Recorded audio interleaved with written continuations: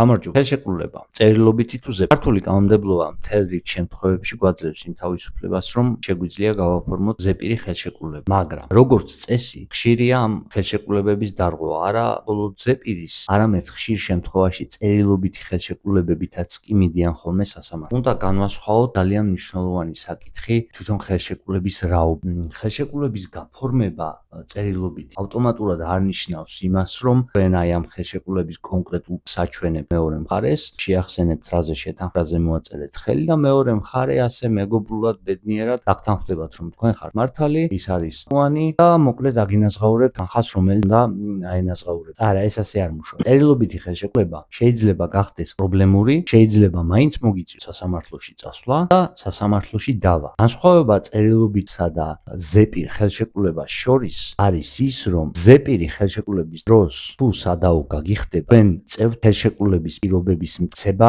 პირივი მექანიზმები, მოწმეთა ჩვენებებით, SMS მიმოწერებით, თქვენი ზეპირი განცხადებებით. მაგრამ თუ საქმე ასე შემოbrunდება, რომ თქვენი მხრიდანაც ორი მოწმე და იმათი მხრიდანაც ორი მოწმეა, მაშინ სიტყვა სიტყვის წინააღმდეგ გამოდის. თუ თქვენი ახსნა განმარტებაა მხოლოდ დებულება და მეორე მხრიდანაც მხარე უარყოფს თქვენ პოზიციას და თავისას ავითარებს, მაშინ გამოვა, რომ სიტყვა სიტყვის წინააღმდეგ არის. ამ შემთხვევაში უკვე ძალიან გაგიჭირდება თქვენი სიმართლის დადასტურება. ესეც რომ არ იყოს, მხოლოდ ახსნა განმარტების საფუძველზე შეიძლება სასამართლოში სარჩელის შეტანის ეტაპზეც კი სერიოზული დაბრუნებები შეგეძლო. ახლა მეორე საკითხი არის ზეპირის შეთანხმება და წერილობითი შეთანხმება თვითონ შეთანხმების კონტექსტში, ხო? ზეპირის შეთანხმება ერთგვარი ჯელტმენური გარიგება, სადაც ორი კაცი შეთანხმდა, ორი ქალბატონი ან ნებისმიერი ვარიაციით, ხელი ჩამოართვეს მეს და გააგრძელეს ახლა ურთიერთობა, მაგრამ როდესაც პრობლემა წარმოექმნება, არც ისე იშვიათია შემთხვევა, როდესაც ასევე ზეპირად ვარდებიან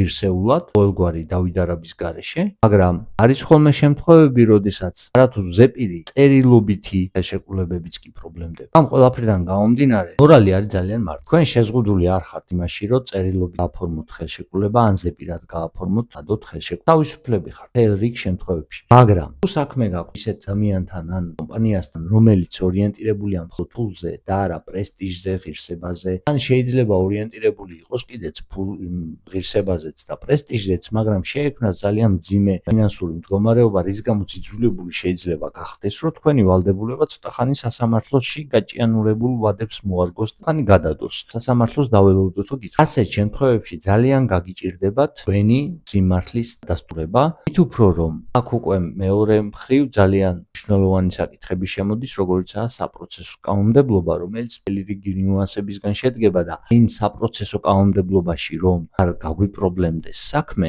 ამიტომ ძალიან მნიშვნელოვანია წერილობით ხელშეკრულებით ურთიერთობის დაწყება.